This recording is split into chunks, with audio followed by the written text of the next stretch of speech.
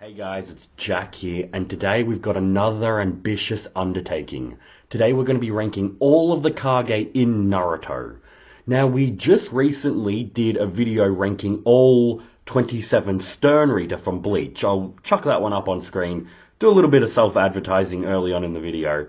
But that was probably an even more ambitious undertaking because that whole list was kind of all over the place. You could have ranked some of them at the very end or, midway through. You could have ranked the guys down at the first and second spot, lower down. It was just everywhere. With this Kage list, we're doing it in the same respects of doing tiers and, each individual person ranked in their tier going down.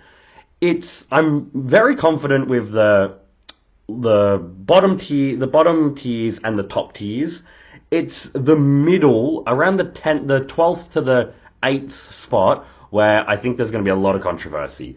So you guys have something to look forward to there. But just one quick note on housekeeping. It is only going to be the Shippuden Kage and below. So no Boruto Kage other than Naruto, because, he's our MC. So I'm going to rank him. And if you guys have watched this series, you should know where he is. But let's start this list off, and we're starting with the I tier. Yes, that's how many tiers we have. So in the I tier, in 24th spot, we have the second Mizukage. In the 23rd spot, we have the first Mizukage. In the 22nd spot, we have the first Raikage. And in the 21st spot, we have the first Tsuchikage. Now, why have I ranked them in this order?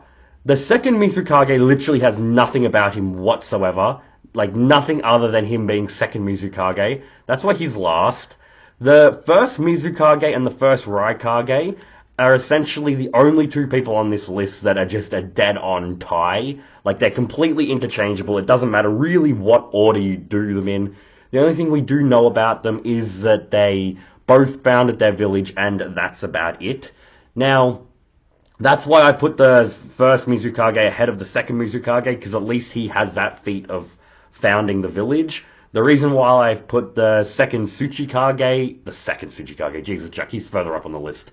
The reason why I put the first Tsuchikage, though, at the top of this tier is just because the Tsuchikage, in my opinion, tend to be the next strongest Kage after the Hokage. Let me know that down in the comments. Do you guys get similar vibes there, or do you reckon it's the Hokage and then it's just everyone else? For me, the Tsuchikage tend to be stronger, and that's probably where we're gonna get into a little bit of controversy that I foreshadowed in the beginning. But let's get on to the H tier. I have a feeling I'm gonna struggle to remember these tiers and their lettering, but, so far so good. In the H tier, in 20th spot, we have the first Kazekage. In 19th spot, we have the second Kazekage. And in 18th spot, we have the second Raikage. Now, the reason I've placed them in this order is because the first Kazekage seems to be the most noteworthy Kage when Hashirama summons them all in the flashback that we get with him. He's the one that they've already captured, the one-tail Shukaku. And he's saying that we want land from the Hidden Leaf, fertile land, and we want 30% of the income of all your villagers. And all the other Kage other than Hashirama are shocked and outraged by his, audacity. But, he could just be speaking a lot of hot air. But the fact that Kishimoto's made a point to make him, the most recognizable one in that summit other than Hashirama just makes me think he's the strongest out of those original Kage.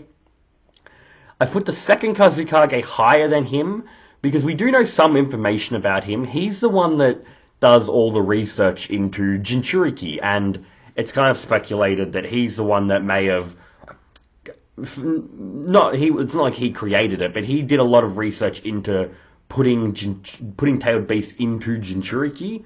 He also was the one that invented, well, once again, maybe not invented, but was the one that made prominent all the puppeteering jutsus in the Hidden Sand Village. So just because of all of his achievements that he was able to do for the village, I wanted to put him higher. And we rounded this list off with the second Raikage, simply because he's the only one that actually has any sort of mention in the main story. Him and Tobirama being attacked I'm sorry about my phone there. I thought I had that on silent. Ignore it. Hopefully that doesn't happen again. But he's the he got, where were we? He was with Tobirama, and they got attacked by the Gold and Silver brothers. So obviously that's not really a feat in their favor, but it is something that was mentioned at least. So with what little we have to go for these 7 characters, I think it was, I'm like, all right, let's just put him in the front because of that he at least gets mentioned by Kishimoto essentially. But those 7 characters are all the ones that absolutely have like no feats really to mention. I'm just getting glimpsing pieces of information and being like, all right, that logically makes sense. I could have just put them all in last spot equally, but I thought I'd try and make it a little bit interesting, this list, and rank them how I think that they would go. Sorry about that, guys. Goddamn, laptop's nearly dying, phone's popping off, everything's trying to get in the way of this video. And this is where we're getting to the good bit, so everything just start going my way now. We get into the G tier, I believe it is. And this is where we start getting to characters that at least have some form of feats.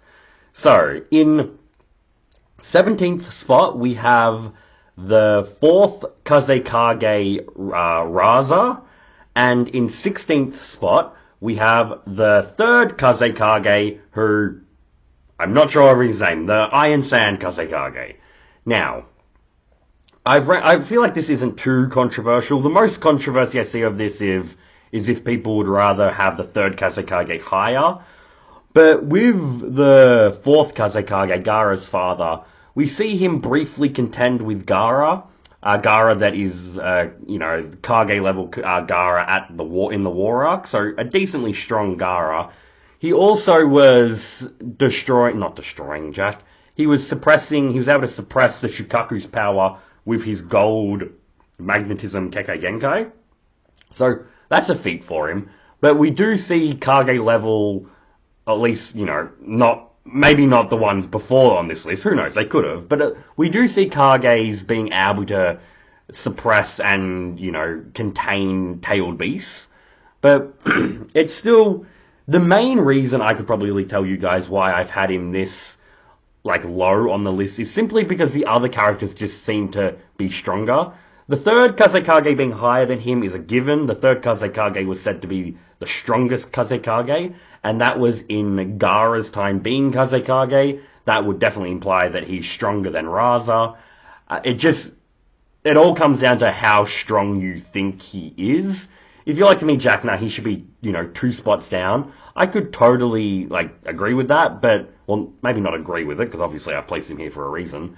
But I could obviously see where you're coming from with it. But for me, just with no real feats, I've just placed him here. We have the, you know what? We're forgetting the lettering of the tier systems here. I knew it would stump me up. I will include it on the little, pictures that I include on it, so you guys can have that, but I'm not even going to try remember it anymore. I'm having enough difficulties with the numbers.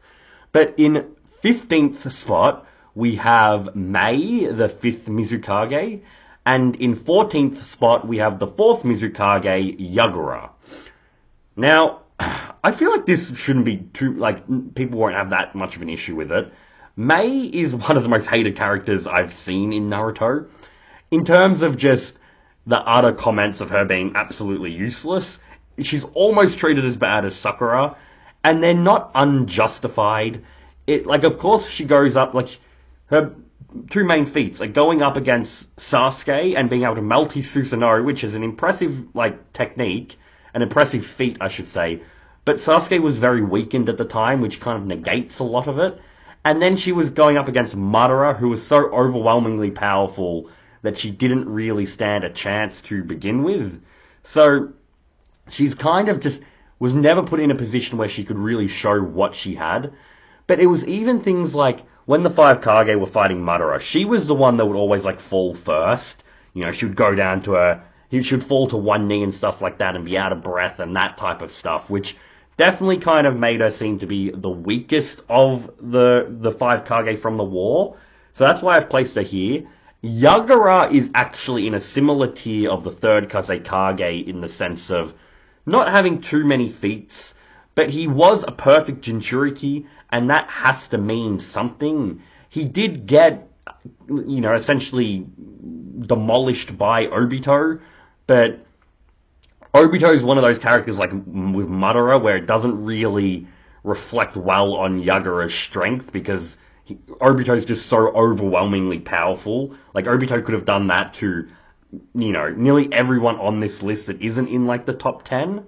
So that's not so much like with May. It's not so much of an anti-feat for them just because of the quality of opponents they were going up against. But with Yagura essentially turning the Hidden Mist village into the Bloody Mist and being this truly evil, tyrannical dictator, we obviously know that's not his true personality, but for what Obito made him into, the fact that he wasn't able to be immediately taken down definitely suggests a level of strength, and the fact that he would probably be weaker when he was defeated thanks to being controlled would probably just mean that if it was... Because I don't think it's ever mentioned how he got defeated. If it was, I definitely think that was filler. Do let me know down in the comments if I'm missing it somewhere in a light novel or something along those lines. Because I know Itachi has I don't know if it was a filler episode or... I think it was a filler episode in the war or something like that. Itachi had an encounter with him. Basically, I'm just talking in circles now of like... The main thing we can go off is just that he was a perfect Jinchuriki, and I'm happy putting him above Mei, but not content enough with what we do know of him to put him higher up on this list. But this is where we get into really, really dangerous territory, where if you haven't clicked off already, thanks to all the interruptions, this is where you may click off here. And this is the next, I think it's 5 characters. The next 5 characters I've listed, I really want you guys, if you take anything away from this video, I want you to comment about them, about where you would place them yourselves. Because this list was easy to make other than these 5 characters. And it was these next 2 that we're about to go over that were the most, made me feel a little bit uneasy putting them there, I guess we could say. Because in 13th spot, we actually have the 5th Kazekage Gaara. And in 12th spot, we actually have the 4th Raikage A. Oh, Jack, why have I put them there, you'll be asking me. To put it very simply, I've put Gaara at the bottom of that list because A definitely seems to be stronger than him. When we look at the 5 Kage fighting Madara, Gaara and Mei definitely seem to be the weakest out of them all. It's, I won't say who I think was stronger out of Tsunade and the 3rd Tsuchikage, you'll have to wait for that. But I do think that A was the perfect kind of in-between middleman there. He was like the 3rd strongest there. So I've put him above Gaara, and Gaara is simply here because of the characters that I'm ranking in front of A. Because if they're in front of A, Gaara certainly has to be behind A. And I'm not going to stand on this tier anymore, because to talk about this, we need to talk about the characters ahead of him. And in the 11th spot, we have the 3rd Raikage A. We have the 2nd Mizukage Gengetsu in the 10th spot. And in the 9th spot, we have the 2nd Tsuchikage Mu. Now, this, like I said, how are you guys coping with this? Do you like where I've put them? Are you guys already gone? Or are you you want to stick around for a little bit and like, Jack, why the fuck have you put them in that order? So, I do need to admit, a lot of it is biased. I'm perfectly happy to admit, I reckon. Because I could see counter arguments to it. I've placed the 3rd Raikage ahead of his son because he seemed to be more of a badass with what he was able to accomplish. He was able to essentially barehandedly defeat the 8 Tails. Now, like we said, Kage can do this, but he is the 8 Tails. It's not the 1 Tail Shukaku, which automatically makes the feat more impressive. And we know the tailed beasts don't go up in strength in like an additive sense. It's not like the 2 Tails is a little bit stronger than the 1 and the 3 is a little bit stronger than the 2. Like, the 9 Tails is essentially almost as strong as all of the 8 Tails before it. So, the 8 Tails is incredibly powerful. So for him to be able to do that is a great feat, but it's not everything. In his old age, he was able to fight for 3 days consecutively and battle over 10,000 shinobi by himself. Crazy, crazy feat.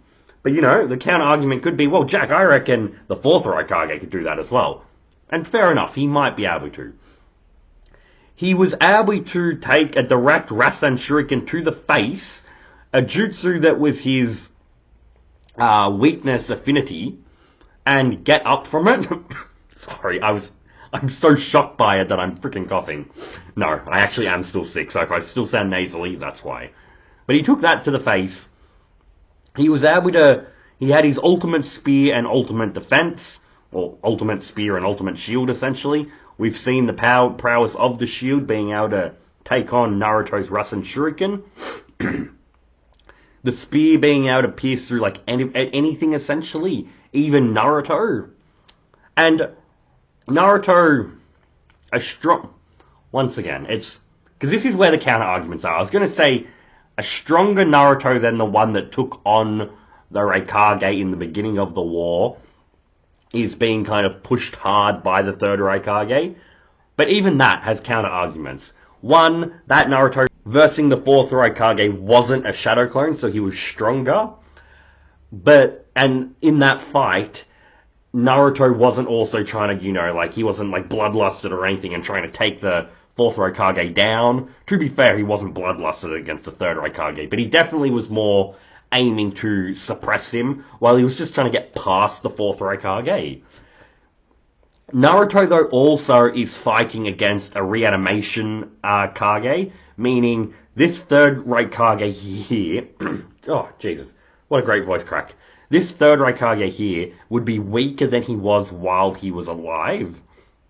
And I should have mentioned this before, but I am kind of going off characters in their prime. Now, in their prime as a Kage, and that's going to be important later, for I'm sure you guys know what character I'm talking about, but we're ranking all these character strengths for what they were as a Kage.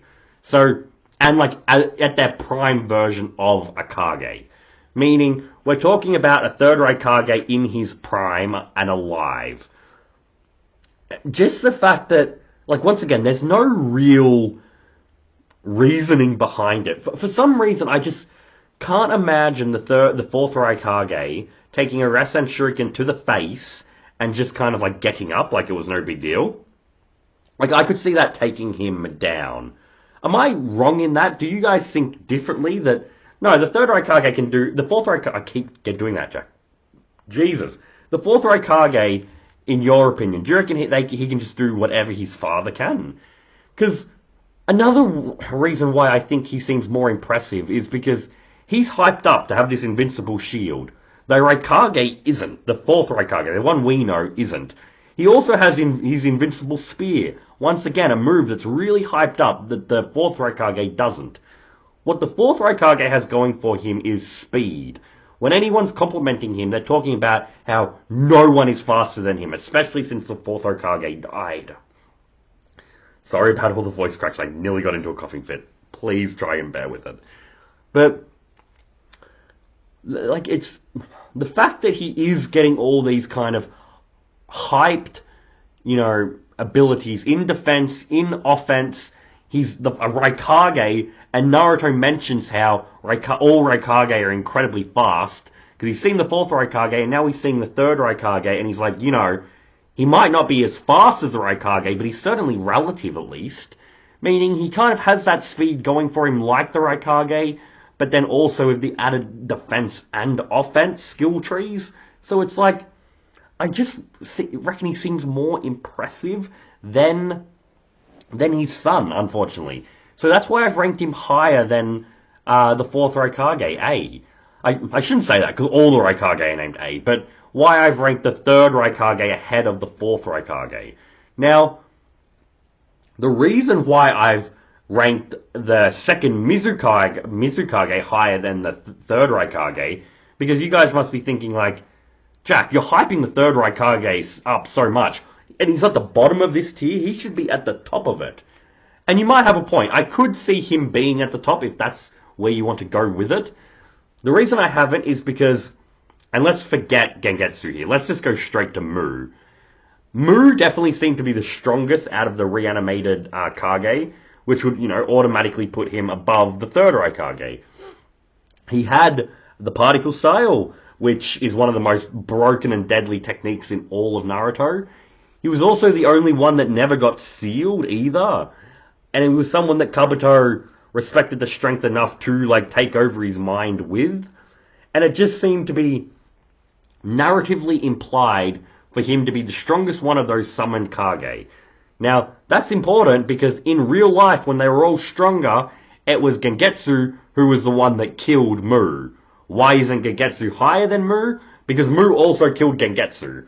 So, to me, that would put Gengetsu up into, even strength with Mu. Just narratively, the fact that Mu wasn't defeated is the reason why I've placed Gengetsu below him. It's also, he did get taken down by, well, obviously we know he didn't fully get taken down, but Naruto was able to slap him around. It was aided by the third Tsuchikage and Gaara, not only by, helping him out with power, but letting him know about his abilities. That's an important part.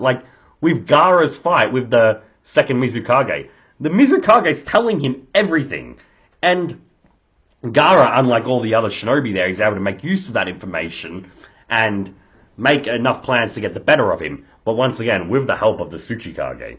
So, that's the reason why I've ranked them higher than A and Gaara. Gengetsu is one of my favorite Kage. His brief appearance in the series was just... Kishimoto captured something really magical with him. Jesus, Jack, come on, it's mirroring. Get it together.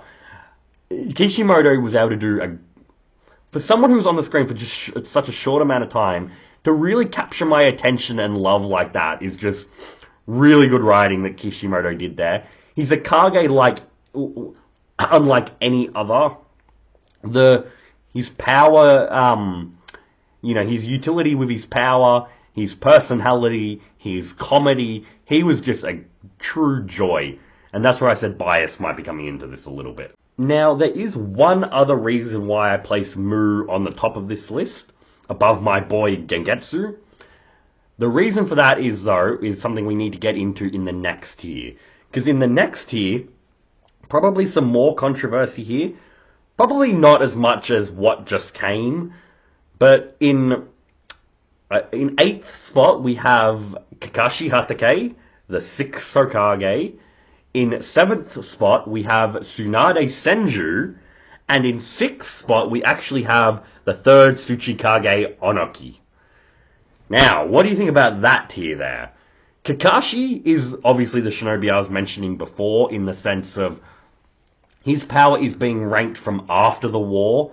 So he's lost his Sharingan, he's lost a big chunk of his power there, and the main important detail to note is that we just don't know what he can do without that. So I don't feel comfortable placing him above Tsunade.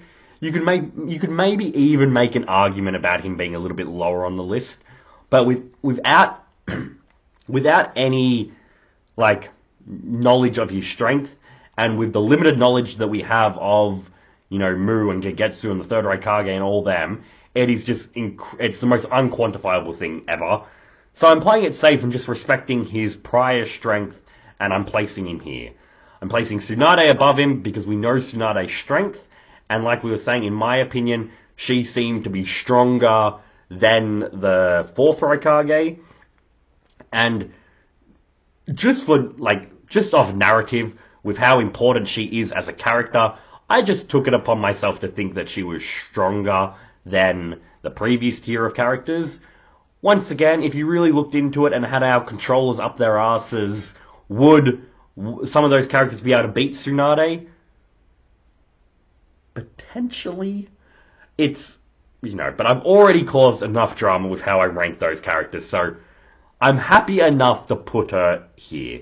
At least her going, in her prime, or we can't say prime because she didn't become a Kage until she was later on in life, but with the strength that she did possess, and Mytonic regeneration to become like a berserker, I could see a line of thought that she could just rampage her way through the previous tier. But Onoki being at the top of this tier, he's the only Kage that gets in, like, literally everyone else is Hokage. From Kakashi onwards, they're all Hokage other than Tsuchikage. Other than the third Tsuchikage, I should say, Onoki. He's the only one that was able to get into that tier of strength. I absolutely love Onoki. So once again, a little bit of bias. But I think I have enough evidence, I guess you could say, of why I would pick him to be this strong. I feel like unquestionably was the MVP in the Madara fight. He was the one that was leading them. You would think that it would be Tsunade, not only because she's like more of a main character, but she's Hashirama's granddaughter. Who are they fighting? Madara, Hashirama's rival. So you could see Tsunade being the leader of it. But in my opinion, it was Onoki that was not just leading them in terms of battle, but when they were all defeated, he's the one that's rallying them. He's the most experienced one there, and he's like, what was his great line there? There's no excuse for making such an excuse. Perfect line. And his particle style, like, because we're talking about Tsunade's, being in a berserker state. Particle style, evaporating her top half of her body. She ain't coming back from that. We haven't seen her be able to revive something like her heart or her brain. Like, that would take her out, in my opinion. And if we're putting her above Tsunade, we have to put him above Kakashi. And once again, he's been Tsuchikage for a long time, meaning we can scale him off his prime, meaning everything that we saw from Onoki in the war, you can up the ante of that a little bit.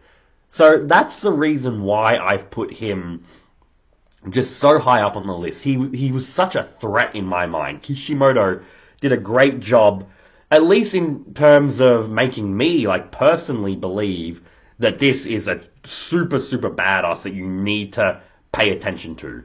There's a reason why he kind of gave Onoki the, we obviously know it didn't happen, but the perspective of taking out Sasuke. Like, he did that, and, you kind of step back a little bit and be like, oh, I could see that working. And if it wasn't for Obito, it would have worked. He would have just wiped out Sasuke. Once again, a weakened Sasuke, but a Sasuke nonetheless. I'm also just going to sidebar tangent here before we get into the rest of the list, because it's probably not going to be very much longer of a video for the next tiers. There's 2 more tiers after this. But I just thought of another reasoning that might help you guys better understand my thought process. Once again, I should have remembered it back when we were talking about the 4th Raikage. The 4th Raikage versus Kage Summit Sasuke.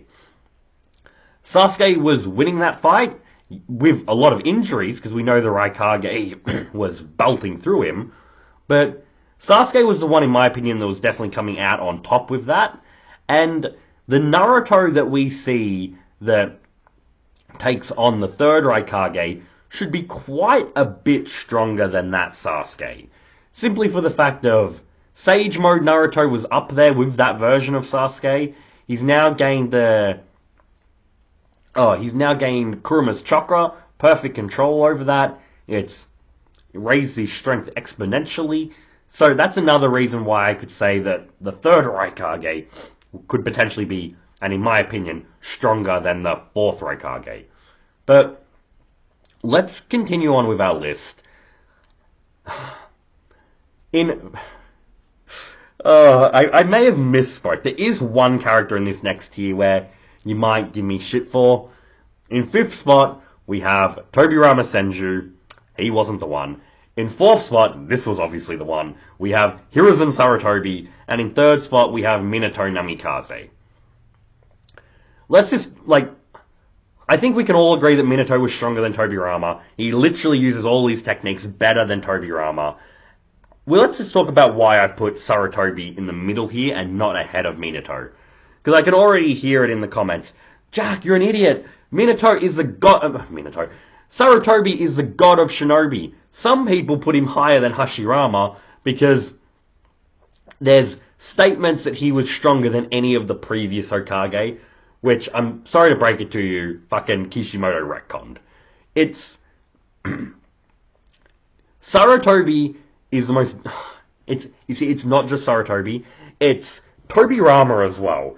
These are two characters, not just out of Kage, but also just in general in the series, that are probably the two hardest characters to gauge the strength of.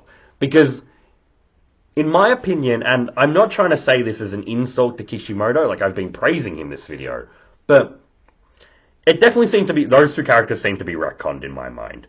Tobirama was losing to the Ginkaku and Kinkaku force over and over again. I say that's a bit not fair. He lost to them twice, but he still lost to them. And they're characters that, yes, while were reanimated so weaker, did get bodied by the Ino Shikocho. But and I love seeing people's because so many people love Tobirama, myself included, but so many people are so toxically in love with him that they'll come up with all these wild explanations on why he lost.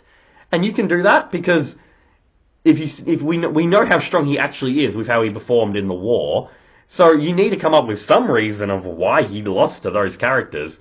The truth of the matter is, though, Kishimoto just retconned it. It's as simple as that. Hiruzen's not as cookie cutter clear because you could just say that in his prime he was just such a badass that he was stronger than Hashirama, which if you want to put Hiruzen in the second spot, you know, kind of just spoiled it there, you can go ahead and do that. But I've put him here because I'm going off the timeline logic of Sarutobi definitely seemed to hold Minato in a higher regard to himself. Now, Sarutobi was a humble guy. It could have just been that. But the fact that Minato was the one that was really kind of, you know, taking out, well, not taking out, but handling Kurama in that when he attacked, you know, he just got there before Sarutobi, obviously. Like, Sarutobi probably could have handled it, but it definitely just seemed to be, like, narratively that Minato was just the more capable shinobi there to take Kurama down. It's also when he was fighting Orochimaru, Hiruzen that is, he was shitting buckets, trying to not let Minato's coffin come up. To be fair, counter-argument to that is that it wasn't so much that it was Minato, it was the fact that it was all three of them he couldn't handle. But I do like to think that it was, the way I see it, and the way I like to hype Minato up, because, you know, I like Minato more, is the fact that Sarutobi knew that if Minato came out, he wouldn't have a hope and prayer of being able to take him out. We see Sarutobi, like, take wisdom from Minato's photo in the Hokage's office, like, you know, speaking to him for counsel. Obviously, he's not a Harry Potter portrait, but, you know, you can see where Sarutobi's coming from there, and I at least reckon with certainty, like, I don't think I could be convinced of someone telling me that the old third Hokage could beat the young Minato. If you guys do want to use the logic of in his prime he was stronger, then what the fuck am I going to do about it? Because, you know, there are references to that, and if you want to believe that, I'm more than happy to, you know, go down that line of thinking as well. Because I'm not, like, this isn't even Sarutobi hate. I quite like him, actually. I did a whole video on him just recently, and I'll put that up on the screen, going over if he was a professor or a failure. Spoiler alert, he was the goddamn professor. But,